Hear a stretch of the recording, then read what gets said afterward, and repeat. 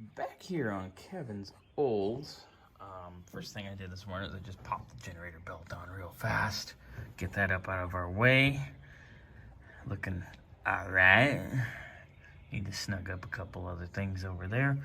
I did pop this valve cover on here on the driver's side. I'm going to change these plugs out. Then I'm going to mount our power steering pump so it's ready to go.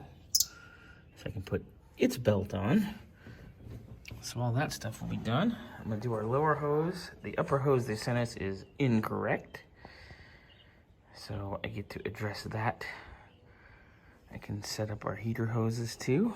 But I also want to put our ignition conversion in the distributor. Plugging away. Got our new plugs in. Driver's side valve covers in and done.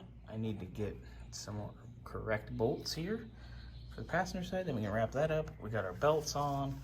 We got a power steering pump in and mounted. Getting there, getting closer, moving towards completion.